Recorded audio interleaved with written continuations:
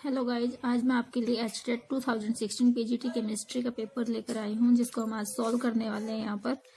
तो पहला क्वेश्चन हमारे पास जो है वो है element A belong to group 7 in P block and element B belong to group first in S block of the periodic table. Out of the following assumptions the correct one is A and B are metals, A and B are non metals, A is metal and B is non metal, A is non metal and B is metal. A belongs to P block and B belongs to group first S block।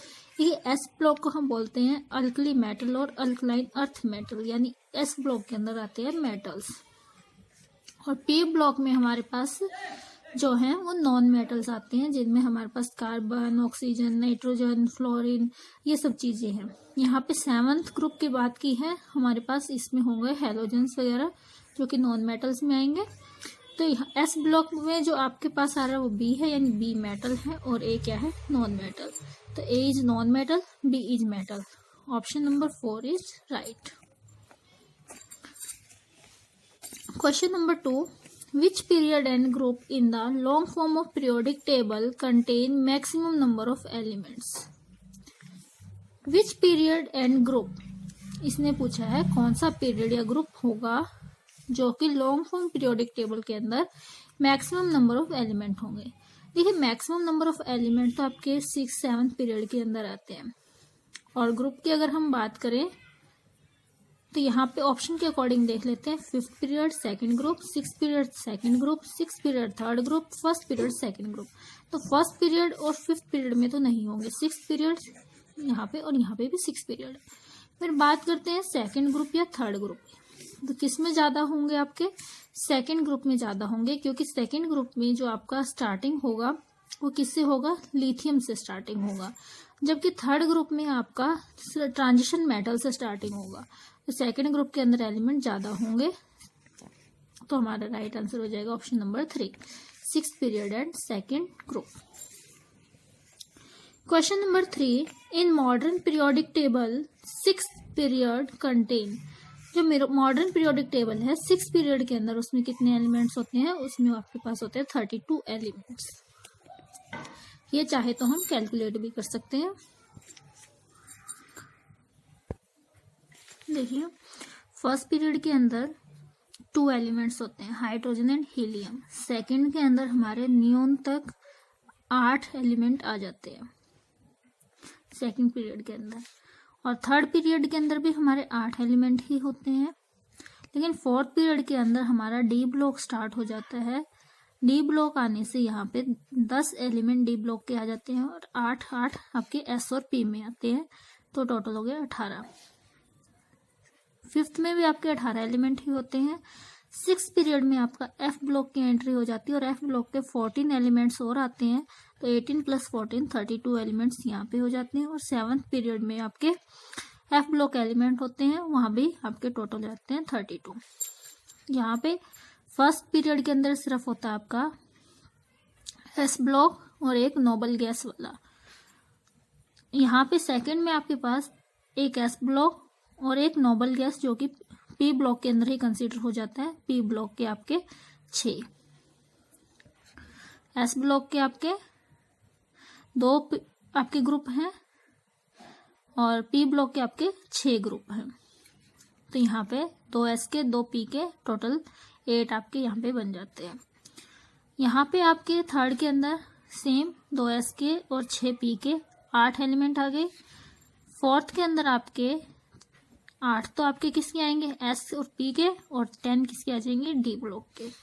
5th के अंदर भी same वही रहेगा, 2 S के 6 P के और 10 जो है वो डी ब्लॉक के एलिमेंट होंगे। लेकिन 6th और 7th पीरियड के अंदर 14 एलिमेंट्स एफ ब्लॉक के भी कंसीडर होते हैं, इसलिए यहाँ पे जो काउंटिंग है वो 32 हो जाती है। तो हमारा राइट आंसर होता है ऑप्शन नंबर 1, 32 एलिमेंट्स। नेक्स्ट है question number 4, halogens have been placed in the 7th group of the periodic table because. देखिए जो ग्रुप है वो आपके वैलेंस शेल में इलेक्ट्रॉन को भी बता सकते हैं कि कितने होंगे उस ग्रुप को देख कर। तो यहाँ पे 7th group of periodic table में रखा गया है। इसका मतलब ये है कि वहां पर जो एलिमेंट आपका है उसके आउटर मोस्ट ऑर्बिट में या आउटर मोस्ट शेल में 7 इलेक्ट्रॉन है। जो 6th ग्रुप में होंगे उसके आउटर मोस्ट ऑर्बिट में 6 इलेक्ट्रॉन होंगे। जो 5th ग्रुप में होंगे उनके आउटर मोस्ट ऑर्बिट में 5 इलेक्ट्रॉन होंगे। तो यहाँ पे halogen have been placed in 7th group of periodic table because they have 7 electron in the outermost orbit. ये मोस्ट करेक्ट ऑप्शन है। बाकी they are electronegative, they are non metal, they are reactive, option ये भी ठीक है, but इसके लिए most correct यही वाला है। Next, zero group was introduced by. Zero group किसने इंट्रोड्यूस किया? That was Ramsay. Which of the following is known as wonder element. Wonder element जो है वो ऑप्शन के अकॉर्डिंग अगर हम बात करें जिरकोनियम, जिंक और टीन में से टीन को कहा जाता है। लेकिन कुछ जगह कुछ लोगों का मानना है कि वंडर एलिमेंट जो है वो कार्बन है क्योंकि वो बहुत ज़्यादा उपयोग होता है। बट यहाँ पे ऑप्शन के अकॉर्डिंग टाइटेनियम को ही वंडर एलिमेंट माना गया है क्योंकि इसका जो है वर्ल्ड वार में काफ़ी यूज किया गया था और इस मेटल का बहुत ज़्यादा यूज भी किया जाता है टाइटेनियम का। Next question number 7, in which of the following the tendency toward the formation of coloured ion is maximum. जो कलर्ड आयन बनाने की टेंडेंसी है वो किसकी सबसे ज्यादा होती है? S block elements, D block elements, P block elements, all of these. तो ये जो टेंडेंसी होती है कलर्ड आयन बनाने की ये डी ब्लॉक एलिमेंट्स की सबसे ज्यादा होती है। ये डी ब्लॉक एलिमेंट्स जो है यहाँ पे अपने आयंस फॉर्मेशन करते हैं और वो डी ट्रांजिशन के थ्रू कलर्ड आयन वहां पे कलर फॉर्मेशन भी करते हैं। Question number 8, 8th group of periodic table contain. 8th group है जो पीरियोडिक टेबल का, उसके अंदर कितने ग्रुप होंगे, कितने एलिमेंट्स होंगे हमें यहाँ पे बताना है। तो 8th ग्रुप के अंदर ये ग्रुप में मैक्सिमम कितने एलिमेंट्स होते हैं? जितने पीरियड्स होंगे मैक्सिमम उतने ही एलिमेंट्स हो सकते हैं। तो 8th group of periodic table contain 7 elements.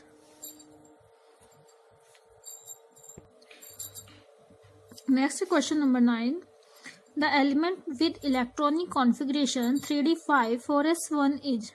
3d5 4s1 देखिए डी ब्लॉक में आपका इलेक्ट्रॉन एंटर कर रहा है। तो ये जो इलेक्ट्रॉनिक कॉन्फ़िगरेशन होगी वो मेटलॉइड, नॉन मेटल, मेटल्स की नहीं होगी, वो ट्रांजिशन मेटल्स की होगी। ट्रांजिशन मेटल या डी ब्लॉक एलिमेंट्स एक ही बात है। Next question number 10, the compound that gets oxidise even an exposure to air is. Calcium sulphate, nickel sulphate, nickel carbonyl, potassium permanganate. वो कंपाउंड कौन सा होगा जो एयर में आते ही क्या हो जाएगा? ऑक्सीडाइज हो जाएगा। डेट इज निकल carbonyl. Aqua regia is good solvent for. Aqua regia जो है वो गोल्ड के लिए एक अच्छा सॉल्वेंट है। एक्वारेजिया के अंदर गोल्ड बड़ी इजीली डिजोल्व हो जाता है। एक्वारेजिया के अंदर नाइट्रिक एसिड प्लस HCl ये सोल्यूशन होता है और इनका जो रेशियो है वो 1:3 रेशियो का फॉर्म में रहता है। विच of the following will be planar trigonal. तो यहाँ पे हमें ज्योमेट्री बतानी है। प्लेनर ट्राइगोनल किसकी ज्योमेट्री होगी? देखिए हम यहाँ पे सबसे पहले सेंटर एटम देखते हैं। ये नाइट्रोजन है, ये फास्फोरस है, ये एल्युमिनियम है और ये क्लोरीन है। इनके अंदर हम देखेंगे इनके आउटर मोस्ट शेल में कितने इलेक्ट्रॉन हैं। फास्फोरस में कितने होंगे? 5, 5th ग्रुप से है ये। नाइट्रोजन के अंदर कितने होंगे? 5, क्योंकि नाइट्रोजन के नीचे ही फास्फोरस आता है। फिर एल्युमिनियम में कितने होंगे? 3, 3rd ग्रुप से। और क्लोरीन के अंदर कितने होंगे? 7। अब देखिए अगर इनकी बॉन्डिंग बनेगी 5 वाले की 3 से बनेगी तो कुछ ना कुछ लोन पेयर बचेगा। यहाँ 5 वाले की 3 से बनेगी तो यहाँ भी लोन पेयर बचेगा। यहाँ 3 वाले की 3 से बनेगी तो कोई लोन पेयर नहीं बचेगा, यानी ये आपकी ट्रायगोनल प्लेनर ज्योमेट्री शो करेगा। यहाँ पे 3 की बन करके भी एक लोन पेयर कहीं ना कहीं आएगा। तो इसका मतलब ये आपकी क्या है, ट्राइगोनल प्लेनर नहीं है, ये भी ट्राइगोनल प्लेनर नहीं है। और यहाँ देखें तो यहाँ 7 इलेक्ट्रॉन 3 के साथ बॉन्ड फॉर्म करके लोन पेयर बचेंगे यहाँ पे, इसलिए ये तीनों 1, 3rd और 4th ये आपके प्लेनर ट्राइगोनल नहीं हो सकते। कौन सा होगा, AlCl3 वाला होगा, क्योंकि इसके वैलेंस शेल में, एल्यूमिनियम के वैलेंस शेल में 3 इलेक्ट्रॉन है और तीनों के तीन किससे बॉन्ड बना लेंगे, 3 क्लोरीन से बॉन्ड बना। Which of the following molecular orbital has lowest energy? तो हमें यहाँ पे बताना है किसका एनर्जी सबसे कम होगा, sigma 2pz, pi star 2px, pi star 2py, sigma star 2pz। तो देखिए स्टार वाले बाद में आते हैं और सिग्मा वाले पहले आते हैं, तो जो नीचे आता है उसकी एनर्जी लो होती है, तो लोअर एनर्जी पूछा है तो वो सिग्मा 2pz की होगी।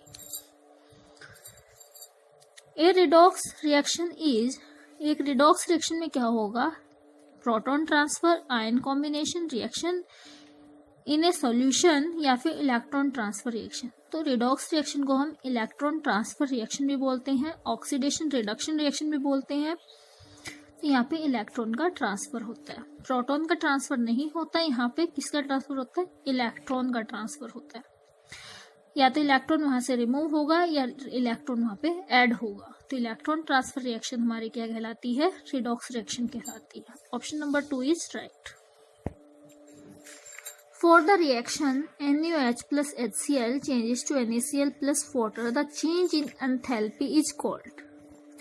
देखिए यहाँ पे जब भी किसी रिएक्शन के अंदर एक सॉल्ट और एक वाटर बनता है तो वो होती है आपकी न्यूट्रलाइजेशन रिएक्शन, और साथ में यहाँ पर कुछ ना कुछ हीट भी रिलीज होती है। अब यहाँ पे हमें ऑप्शन दिए हैं heat of reaction, heat of formation, heat of neutralisation, heat of combustion. तो यहाँ पर हीट की बात की गई है, कौन सी होगी, तो यहाँ पे क्योंकि रिएक्शन आपकी न्यूट्रलाइजेशन हो रही है तो हीट ऑफ न्यूट्रलाइजेशन ही होगा आपका, तो ऑप्शन नंबर 3 राइट होगा। न्यूट्रलाइजेशन रिएक्शन वो रिएक्शन होती है जिसके अंदर एक सॉल्ट प्लस वाटर फॉर्म होते हैं along with the release of energy. Next question है heat of neutralisation of a strong acid and strong base is. अगर आपके स्ट्रॉन्ग एसिड और स्ट्रॉन्ग बेस की रिएक्शन हो रही है तो हीट ऑफ न्यूट्रलाइजेशन क्या होता है, ये मेमोरी बेस्ड क्वेश्चन है तो ये आपका होगा -13.7 kilo calories. Next question number 17, the reaction SO2 gaseous form plus half oxygen gaseous form converting into SO3 gas. अगर ये रिएक्शन फिजिबल है तो यहाँ पे आपका डेल्टा H का वैल्यू कैसा है, तो यहाँ पे डेल्टा H निकालने के लिए, क्योंकि यहाँ पे हमें कंप्लीट डाटा नहीं दिया है तो इसने क्वेश्चन भी हमें इसी फॉर्मेट में दिया है कि इक्वल टू 0, लेस देन 0 या ग्रेटर देन 0 कैसा होगा। बट मैं इससे एक्सप्लेनेशन आपको एक पर्टिकुलर एग्जाम्पल के साथ बताती हूँ कैसे है।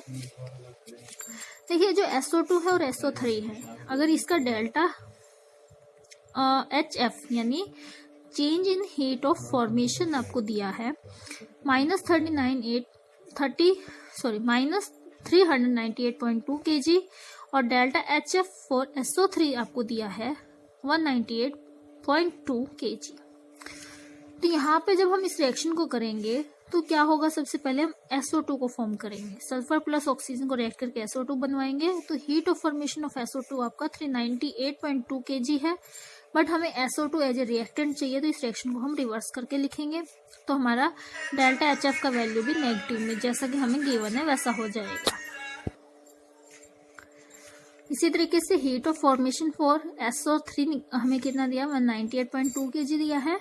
तो इस रिएक्शन में SO3 फॉर्म करेंगे तो S plus 3/2 O2 changes to SO3, तो डेल्टा H है 198.2 kg।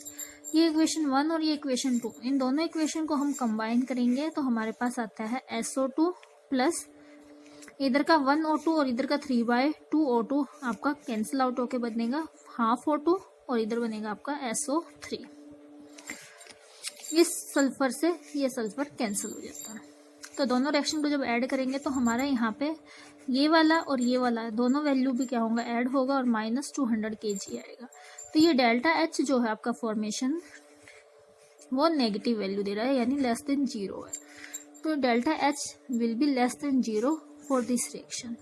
तो ये क्वेश्चन जो है थर्मोडायनेमिक्स से मेमोरी बेस्ड क्वेश्चन उठाए गए हैं कि बच्चे जब इनको सॉल्व करते हैं तो किस तरीके का रिजल्ट उनको वहाँ पे मिला है, उसी बेस पर ये डायरेक्ट क्वेश्चन बनाए गए हैं। तो यहाँ पे ऑप्शन नंबर 2 जो है आपका वो राइट होता है, delta H is less than 0। Specify the missing component in the following nuclear reaction equation. Question number 18। तो हमें एक न्यूक्लियर रिएक्शन दिया है AM95, इसका एटॉमिक नंबर है और 240 इसका मास है, प्लस X एलिमेंट के साथ इसको रिएक्ट करवाया तो यहाँ पे बन रहा है BK97 243 प्लस एक न्यूट्रॉन रिलीज हो रहा है। हमें यहाँ पे X का हमें वैल्यूज बताना है कि इसका एटॉमिक मास, एटॉमिक वेट क्या होगा और एटॉमिक नंबर क्या होगा। तो इसको निकालने के लिए हम देखते हैं क्या, जो हमारा रिएक्टेंट में वैल्यू है और जो हमारे प्रोडक्ट में वैल्यूज है उनको हम कंपेयर करते हैं। पहले रिएक्टेंट वाली सारी वैल्यूज को ऐड कर लेते हैं प्रोडक्ट वाली को। यहाँ 97 प्लस 0 कितना बनेगा 97 और यहाँ 95 बनेगा, तो कितना का डिफरेंस आया 2 का। तो 2 का डिफरेंस हम यहाँ पे देख पा रहे हैं 1 2 6, इसमें है 2 का डिफरेंस। फिर हम देखेंगे मास में, यहाँ 240 है और यहाँ 243 प्लस 1 244, तो कितने का डिफरेंस 4 का। 4 का डिफरेंस हमारा यहाँ मिल रहा है हमें, तो option 2 is right. Next question number 19। In alpha decay के अंदर neutron by proton decrease, neutron and proton increase, neutron and proton remain the same, neutron and proton में इंक्रीज और डिक्रीज। तो यहाँ पे आपका जो होता है न्यूट्रॉन और प्रोटॉन इंक्रीज हो जाता है अल्फा डीके के अंदर। In the electro refining of copper some gold deposit as, जब कॉपर की इलेक्ट्रो रिफाइनिंग की जाती है तो गोल्ड जो है वो एक इलेक्ट्रोड के ऊपर डिपॉजिट हो जाता है। कौन से इलेक्ट्रोड के ऊपर और किस तरीके से डिपॉजिट हो जाता है वो, तो आपका एनोड मड की तरह, एनोड के ऊपर मड की तरह डिपॉजिट हो जाता है, जिसे हम एनोड मड कहते हैं। Next question number 21। Elements having same number of neutrons and different number of protons are. देखिए वो एलिमेंट्स जिनमें न्यूट्रॉन्स तो सेम नंबर में होते हैं बट प्रोटॉन डिफरेंट नंबर में होते हैं, क्या कहलाते हैं, आइसोटॉन्स कहलाते हैं। आइसो मतलब सेम और टॉन्स में आप आ सकते हो न से न्यूट्रॉन्स, बट इसके इलेक्ट्रॉन प्रोटॉन क्या रहते हैं, डिफरेंट रहते हैं। पॉजिट्रॉन जो आपको सेकंड ऑप्शन में दिया, जिनको हम एंटी इलेक्ट्रॉन भी बोलते हैं। एंटी इलेक्ट्रॉन क्यों बोलते हैं, इलेक्ट्रॉन के ऊपर तो नेगेटिव चार्ज होता है बट पॉजिट्रॉन के ऊपर पॉजिटिव चार्ज होता है, इसलिए ये इलेक्ट्रॉन के अपोजिट एंटी इलेक्ट्रॉन कहलाते हैं। इनका चार्ज +1 होता है और स्पिन हाफ होती है इनकी, इनको इन सिंबल से रिप्रेजेंट कर सकते हैं। और आइसोटोप में क्या होता है, सेम नंबर ऑफ प्रोटॉन, और अगर प्रोटॉन सेम है तो इलेक्ट्रॉन भी सेम होंगे। आइसो बार का मतलब है, आइसो मतलब सेम, बार मतलब बैरोज, बैरोज यानी वेट या एटॉमिक मास, यानी इनमें अगर वेट सेम है तो इलेक्ट्रॉन प्रोटॉन न्यूट्रॉन क्या होंगे, इनके सभी के डिफरेंट होंगे। Aqua regia is a mixture of nitric acid and HCl in the ratio of, ये क्वेश्चन मैंने अभी आपको पीछे भी बताया था, उसी से रिलेटेड क्वेश्चन आ गया कि नाइट्रिक एसिड और HCl का कितना रेशियो होगा एक्वारेजिया के अंदर, तो वो होगा 1:3 का रेशियो।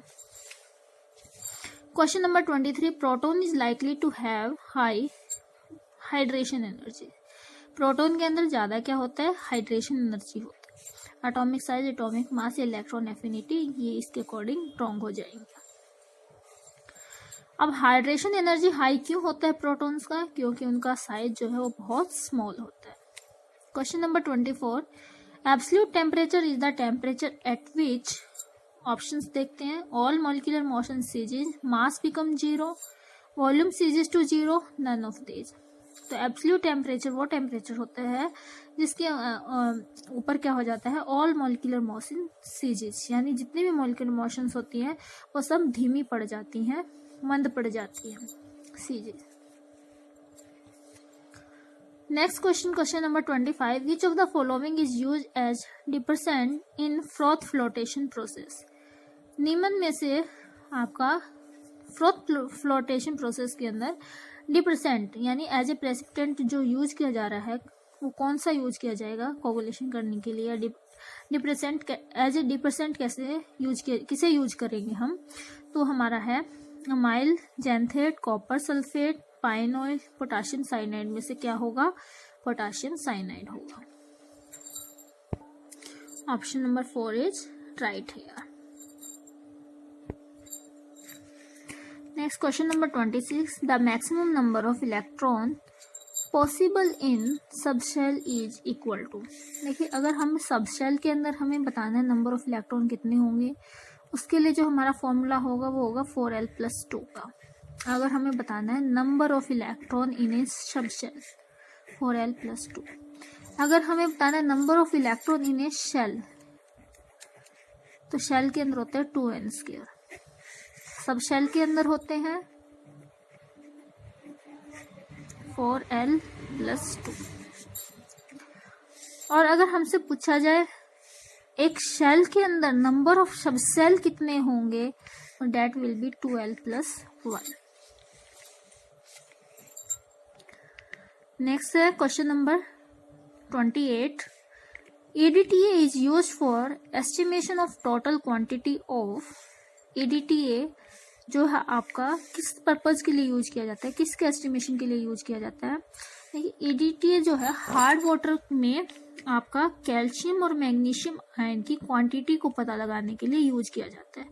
वहाँ पे हमें कैल्शियम और मैग्नीशियम आयंस के टोटल स्ट्रेंथ कितनी है, टोटल क्वांटिटी कितनी है, उसका पता लगाने के लिए हम क्या यूज करते हैं हार्ड वाटर के अंदर, EDTA। Question number 29, which is the wrong match. हमें बताना है नीचे जो एलॉयज दिए गए हैं उनमें ये मेटल्स मिक्स करके बनाया गया है या नहीं, राइट मैच है या नहीं।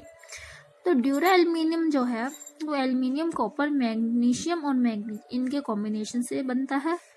एल्निका एलॉय जो है आयरन, एल्यूमिनियम, निकल और कोबाल्ट के कॉम्बिनेशन से बनता है।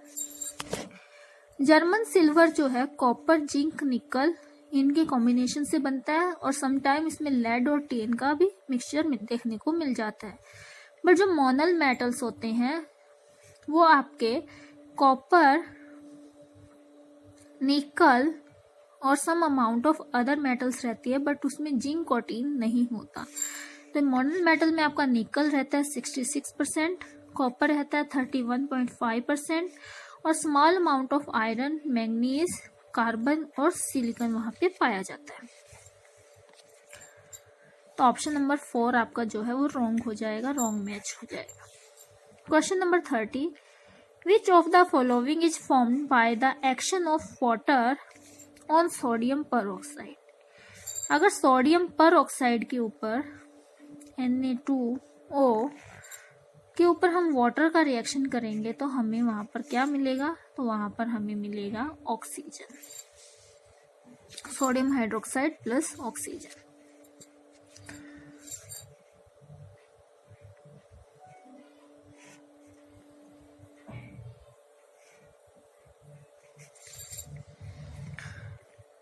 Copper sulphate, next question 31, copper sulphate react with KCN solution and forms.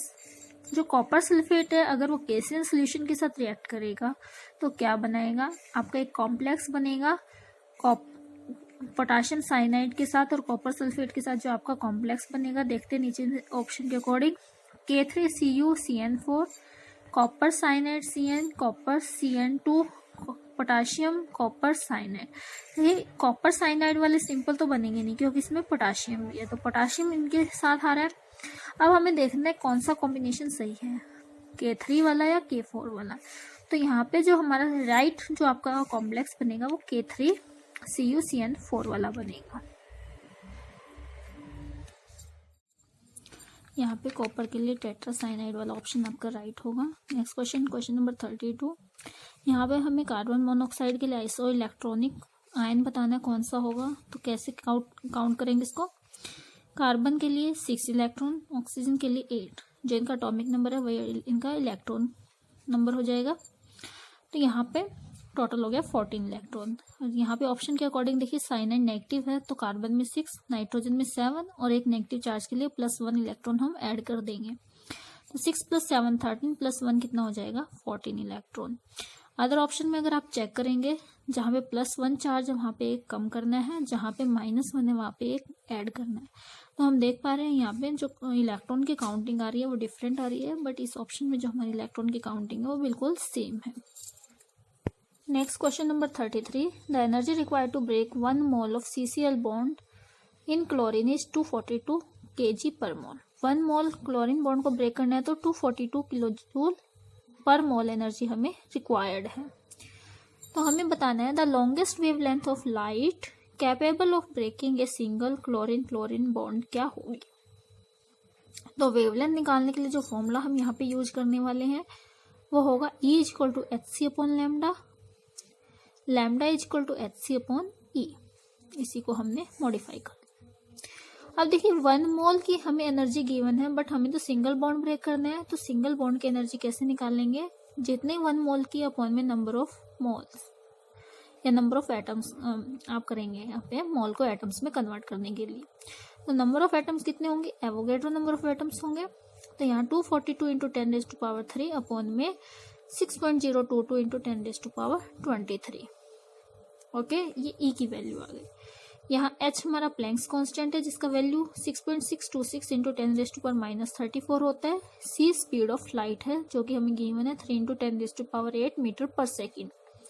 अब लैम्डा का वैल्यू निकालने के लिए H का वैल्यू रखेंगे, C का रखेंगे और एनर्जी का वैल्यू हम यहाँ पे रख देंगे और इस इक्वेशन को सोल्व करेंगे तो हमारे पास जो लैम्डा का वैल्यू आएगा वो कितना आ जाएगा, 494 नैनोमीटर आ जाएगा।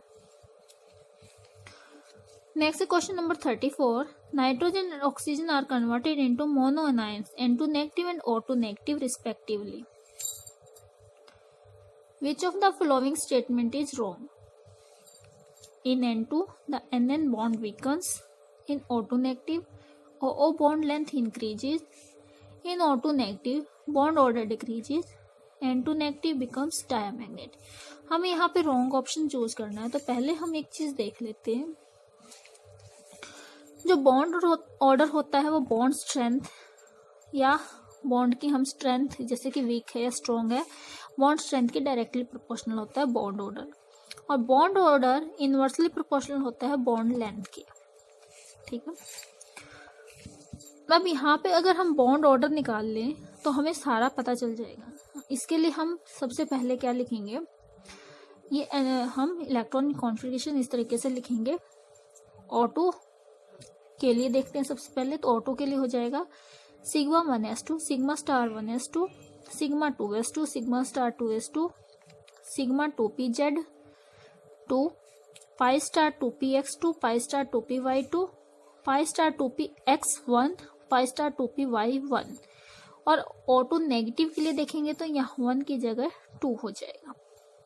ओके, इसी तरीके से हम नाइट्रोजन के लिए अगर लिखेंगे तो नाइट्रोजन के लिए हमारा जो होगा sigma 1s2 sigma star 1s2 sigma 2s2 sigma star 2s2 sigma 2pz2 पाई 2py2 पाई 2px2 इतना होगा। और अगर N2 नेगेटिव आ जाएगा तो उसके केस में पाई स्टार 2px1 भी आ जाएगा। इन्हीं के अकॉर्डिंग हम निकालेंगे बॉन्ड ऑर्डर। अगर हम बॉन्ड ऑर्डर निकालना चाहेंगे तो बॉन्ड ऑर्डर के लिए फॉर्मूला होता है हमारे पास 1/2 या 0.5 आप लिख सकते हैं, इनटू में number of bonded electron minus number of anti bonding electron.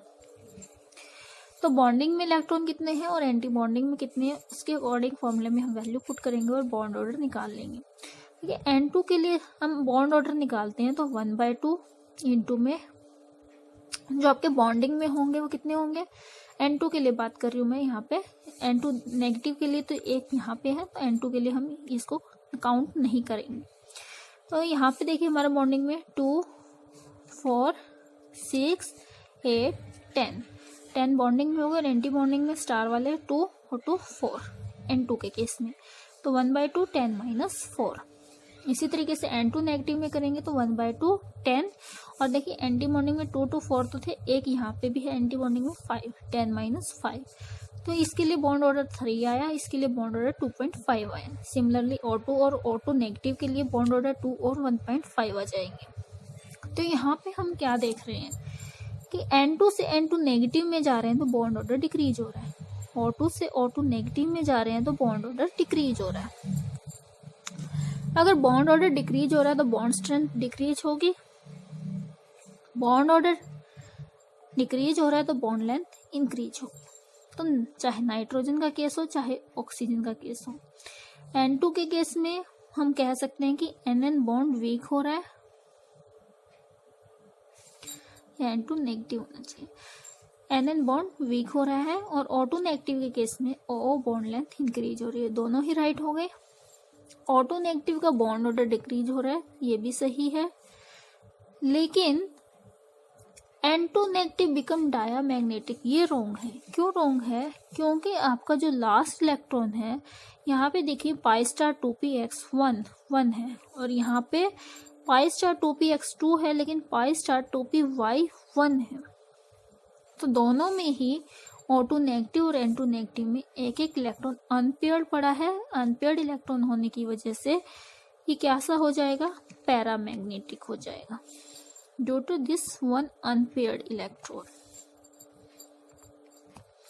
O2 negative की बात करो या N2 नेगेटिव की बात करो, तो ये डायामैग्नेटिक होने की वजह से रोंग वाला हमारा जो है ऑप्शन नंबर 4 हो जाता है। Question number 35, 1,2-dimethyl cyclopentane can be represented as first, second and third structure. This one first, this one second, this one third. Which of these structures are enantiomer? इनमें से कौन सा स्ट्रक्चर enantiomer होगा? enantiomers के बारे में अगर हम बिल्कुल बेसिक सी अगर चीज जानते हैं, they are the mirror image.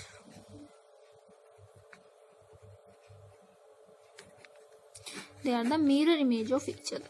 तो मिरर इमेज अगर हम देखें 1, 2 और 3 में से, ये 3 वाला तो किसी की भी मिरर इमेज नहीं होगा, लेकिन अगर इनके बीच में हम मिरर रख कर देखें तो ये बिल्कुल एक दूसरे की मिरर इमेज बनते हैं। पहले वाला पहले और ज्यादा दूर वाला ज्यादा दूर। तो फर्स्ट एंड सेकंड एक दूसरे के मिरर इमेज बना रहे हैं, इसीलिए वो एक दूसरे के एनेंटियोमर्स होंगे। तो ऑप्शन 1 यहाँ पे राइट होगा। Next question number 36, which is the most stable confirmation of cyclohexane? तो साइक्लोहेक्सेन के लिए जो मोस्ट स्टेबल कन्फर्मेशन होती है वो चेयर कन्फर्मेशन होती है, क्योंकि इसमें जो आपका स्ट्रेन है वो बहुत कम होता है, चेयर वाली conformation.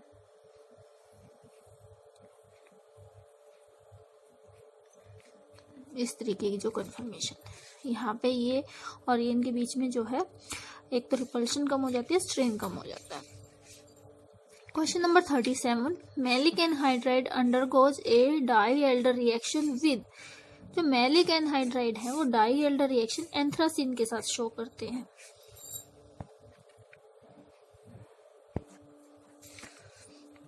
Next question number 38, the molecule which has pyramidal shape is.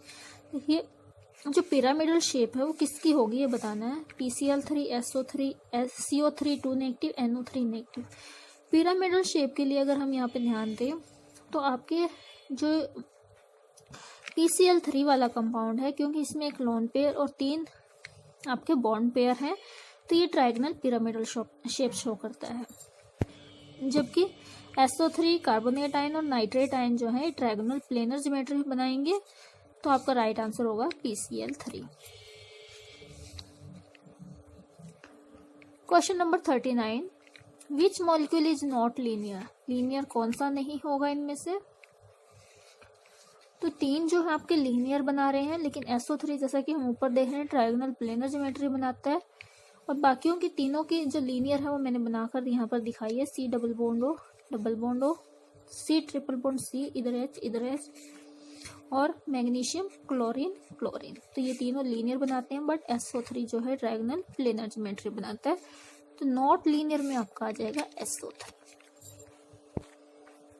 Which of the following is positively charge. तो पॉजिटिवली चार्ज के अंदर आपसे पूछा गया कौन सा होगा, तो अल्फा पार्टिकल जो होते हैं वो पॉजिटिवली चार्ज होते हैं आपके। बाकी जो बीटा पार्टिकल, गामा रेज या एक्स रेज होते हैं ये पॉजिटिवली चार्ज नहीं होते। Coordination number of sodium ion in rock salt. जब आप रॉक सॉल्ट यानी NaCl का आप एक लेटिस तैयार करेंगे, उसके अंदर सोडियम का जो कोऑर्डिनेशन नंबर होगा वो 6 होगा। एक सोडियम आयन 6 क्लोराइड आयन से कवर्ड होगा। ये क्वेश्चन जो है इस पेपर के अंदर मुझे यहाँ पर मिले, बट ये क्वेश्चन मैं श्योरली नहीं कह सकती कि इस पेपर के अंदर आपके केमिस्ट्री से ही रिलेटेड थे, क्योंकि जो हमने 17, 18, 19 के पेपर देखे उनके अंदर इस तरीके के क्वेश्चन हमें देखने को नहीं मिले थे। बट ये क्वेश्चन आपके कुछ 12th की फिजिक्स से या कहीं फिजिकल केमिस्ट्री में भी इस तरीके के क्वेश्चन आपको देखने को मिल सकते हैं, बट इस पेपर में है इसलिए मैं आपको एक बता रही हूँ। बट मुझे नहीं लगता कि ये क्वेश्चन ज़्यादा इंपॉर्टेंस यहाँ पे रखते हैं। Torque acting on electric dipole of dipole moment P placed in uniform electric field E is. तो यहाँ पे ये जो है फॉर्मूला बेस्ड क्वेश्चन है कि अगर आपका डाइपोल मोमेंट P है और इलेक्ट्रिक फील्ड E है, यूनिफॉर्म इलेक्ट्रिक फील्ड, तो वहाँ पे टॉर्क क्या होगा? टॉर्क होगा आपको मोमेंटम इनटू इलेक्ट्रिक फील्ड। और a charge Q microcoulomb is placed at the center of a cube of side 0.1 meter, then the electric flux diverging from each face of the cube is। तो यहाँ पे इस तरीके का question है कि एक क्यूब के अंदर आपका क्यू चार्ज रखा सेंटर पे, तो इसमें हमें बताना है कि इलेक्ट्रिक फ्लक्स जो है diverging from each face of the cube क्या होगा। तो electric flux from each face, यहाँ पे जो गॉस थ्योरम है वो बताते हैं कि फ्लक्स जो होता है वो चार्ज अपॉन एप्सिलॉन नॉट होता है। तो यहाँ पे फ्लक्स क्या हो जाएगा, क्योंकि माइक्रोकूलम में तो उसको कूलम में कन्वर्ट करेंगे तो 10⁻⁻6 से हम उसको मल्टीप्लाई करेंगे, charge into 10⁻⁻6 upon epsilon not. और क्योंकि हर फेस से हमें बताना है तो एक क्यूब के अंदर 6 फेसेज होते हैं, तो 6 से हम उसको डिवाइड कर देंगे, तो फ्लक्स अपॉन में 6। तो वहाँ पे आपका फ्लक्स की वैल्यू जो पुट करेंगे तो Q इंटू 10⁻⁻6 अपॉन में 6 इंटू एप्सिलॉन नॉट। तो यहाँ पे आपके फ्लक्स थ्रू ईच फेस क्या हो जाएगा? Option number 3। Next question number 44। In a parallel plate capacitor the distance between the plates is D and potential difference across plate is V। Energy stored per unit volume between the plates of capacitor. तो energy stored per unit volume between the plate of capacitor हमें बताना है। तो क्या होगा यहाँ पे देखिए, पैरेलल प्लेट कैपेसिटर के लिए जो आपका C होगा वो क्या होगा? A into epsilon naught upon D, और वॉल्यूम क्या होगा? एरिया इंटू डिस्टेंस, और energy stored in a capacitor आपकी E is equal to half CV square. तो energy stored per unit volume आपकी यहाँ से क्या आ जाएगी? हाफ CV स्क्वायर अपॉन में वॉल्यूम यानी A इंटू D। तो यहाँ पे सारी वैल्यूज को जब हम पुट करेंगे तो C का वैल्यू पुट करने पे हमें मिलेगा half A into epsilon naught upon D V square upon में AD। और इसको जब आप A से A कैंसिल करेंगे और बाकी को राइट करके लिखेंगे तो half into epsilon naught into V square upon D square आपका यहाँ पे हमें मिल जाएगा। Option number 2। Next question number 45।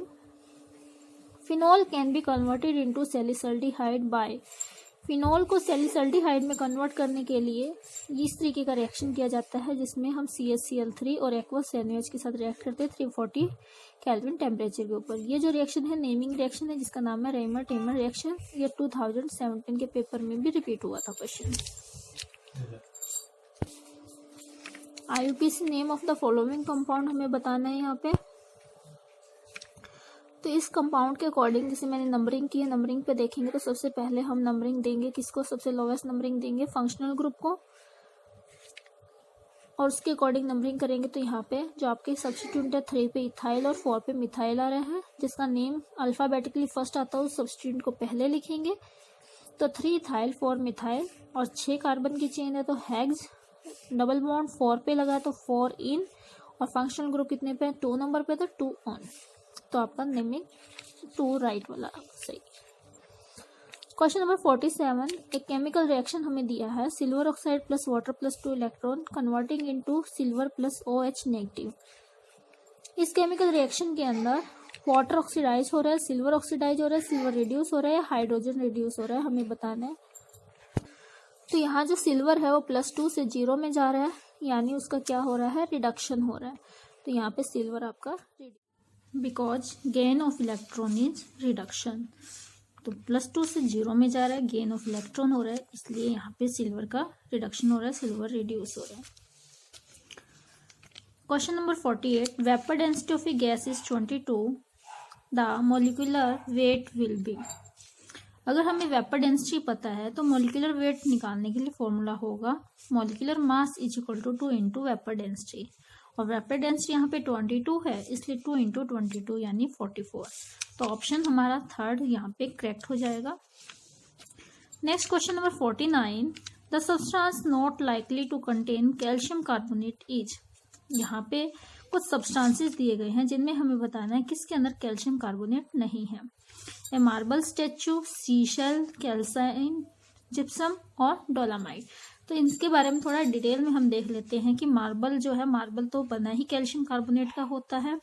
Seashells के अंदर भी एक कंपोनेंट कैल्शियम कार्बोनेट का होता है यहाँ पे, और जो डोलामाइट है ये भी कैल्शियम कार्बोनेट से ही फॉर्म होता है। बट ये जो कैल्साइट, जिप्सम है, जिप्सम में कार्बोनेट नहीं सल्फेट होता है, तो इसलिए हमारा जो ऑप्शन नंबर 2 है वो हमारा यहाँ पे क्वेश्चन के अकॉर्डिंग राइट हो जाएगा, क्योंकि इसके अंदर कैल्शियम कार्बोनेट नहीं होता, इसके अंदर होता है कैल्शियम सल्फेट। तो calcine gypsum is right answer.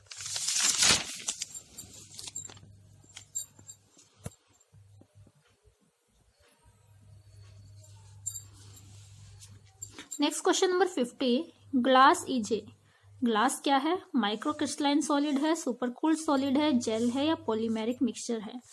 तो ये आपका ग्लास जो होता है सुपर कूल्ड सॉलिड होता है, सुपर कोल्ड। तो ये हम ग्लास के अंदर पढ़ते हैं कि कुछ सॉलिड सुपर कूल्ड सॉलिड भी होते हैं, जिनमें एग्जाम्पल आपका एक glass. Question number 51, the journal formula CnH2nO2 could be for open chain. देखिए जो CnH2nO2 का फॉर्मूला, अगर हम इसमें n की वैल्यू 1 रखते हैं तो हमारे पास आता है C1H2O2। तो COOH टाइप का फॉर्मूला यहाँ पे बनता है। तो ये किसके लिए होता है, कीटोन्स के लिए नहीं हो सकता, डाइलोल्स या डाईएल्डिहाइड्स के लिए नहीं हो सकता, ये किसके लिए होगा, कार्बोक्सिलिक एसिड्स के लिए ये फॉर्मूला बनेगा आपका।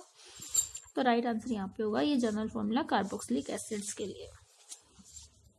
On treatment with dilute H2SO4, a salt gives a gas which turn lime water milky. The salt may be. तो यहाँ पे अगर आप इन कंपाउंड्स को H2SO4 के साथ रिएक्ट करवाएंगे तो हमें एक सॉल्ट मिलेगा, और वो सॉल्ट के साथ हमें वहां पे एक गैस मिलने वाली है।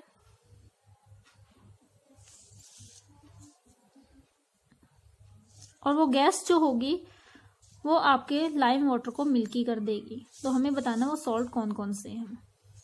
देखिए जो आपका सोडियम बाइकार्बोनेट, सोडियम कार्बोनेट और सोडियम सल्फाइड, ये तीनों ही सॉल्ट ऐसे हैं जो H2SO4 सल्फ्यूरिक एसिड के साथ रिएक्ट करेंगे तो वहां से गैस रिलीज करेंगे।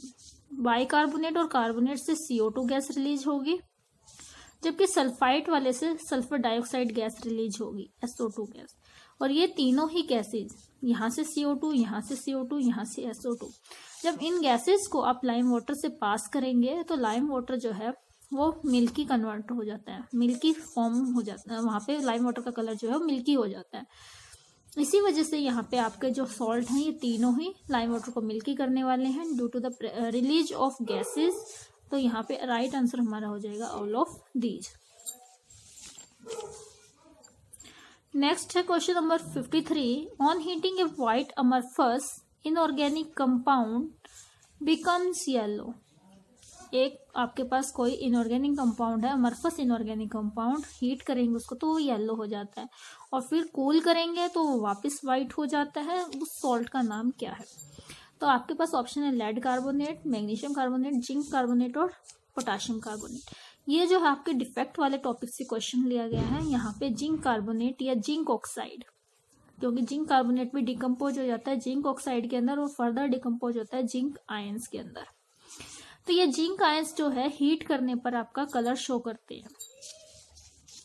देखिए जिंक ऑक्साइड को जब आप पहले जिंक कार्बोनेट या को डिकम्पोज करेंगे या जिंक ऑक्साइड को डिकम्पोज करेंगे तो वो स्टार्टिंग में व्हाइट कलर का था, हीट करने पर जिंक आयन बनेंगे जो कि येलो कलर के होंगे, और वापस इसको कूल करेंगे तो फिर से व्हाइट कलर शो करेंगे। तो ये आपका जो एग्जाम्पल है कलर डिफेक्ट का एग्जाम्पल है। Non stoichiometry defect under the category of metal access defect. जो मेटल एक्सेस आयन होंगे वो आपके इंटरस्टिशियल साइट्स को ऑक्यूपाई कर लेंगे और कलर शो करेंगे। Next question 54, which of the following does not form phenol. इनमें से आपका कौन सा ऐसा कंपाउंड है जो फिनोल फॉर्म नहीं करेगा रिएक्शन करने के बाद। तो जो C6H5Cl, benzyl chloride, benzoic acid, C6H5N2Cl, C6H5SO3Na, इनमें से आपका जो बेंजोइक एसिड है वो रिएक्शन करके आपको फिनोल नहीं देने वाला वहां पे। बाकी तीनों ही कंपाउंड की रिएक्शन आप करेंगे तो आपको फिनोल का फॉर्मेशन मिल जाएगा। Next question number 55, which of the following value of heat of formation indicate that the compound is least stable. आप हीट ऑफ फॉर्मेशन की वैल्यूज को देखकर कैसे बताएंगे कि कंपाउंड लीस्ट स्टेबल है। देखिए, जिसको आपको ज्यादा हीट देनी पड़े या ज्यादा हीट जहां पे एब्जॉर्ब होगी वो कंपाउंड लेस स्टेबल होगा। तो यहाँ पे हम देख पा रहे हैं -94 kg, -246 kg, -138 kg, -74 kg। अब नेगेटिव में जो सबसे छोटी वैल्यू होती है वही सबसे बड़ी होती है, हमें ये भी मालूम है मैथमेटिक्स से। तो नेगेटिव में सबसे छोटी वैल्यू हमारे पास -74 में है।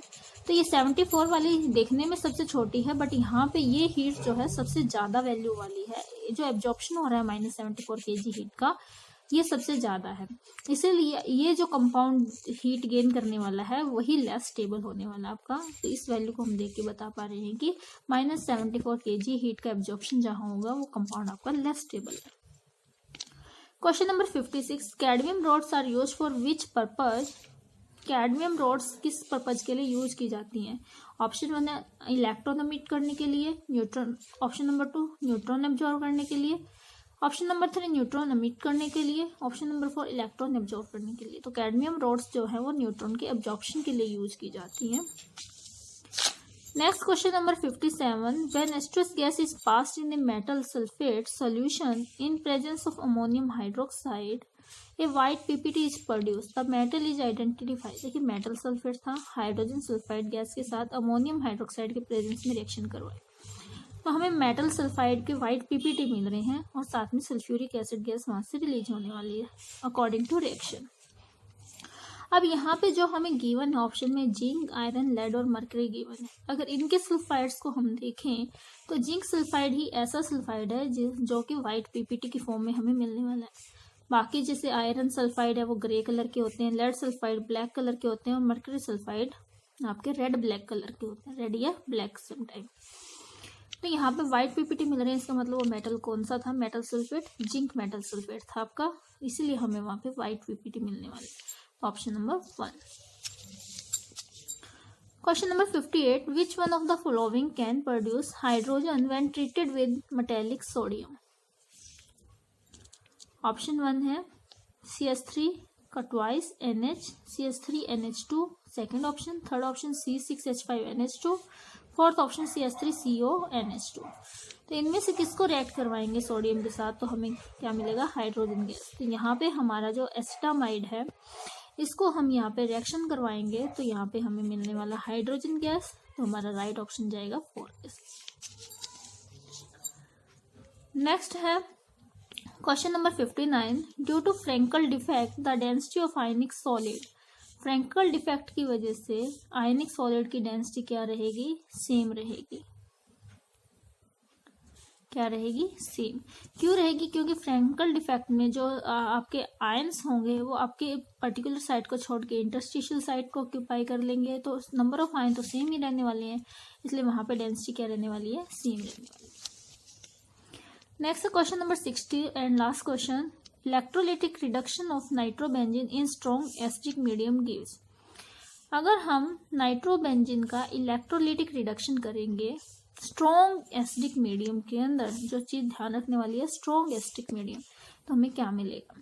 ऑप्शन है एनिलीन, एजोबेंजीन, पैरा अमीनोफिनोल और फिनाइल हाइड्रोक्सिल अमाइन।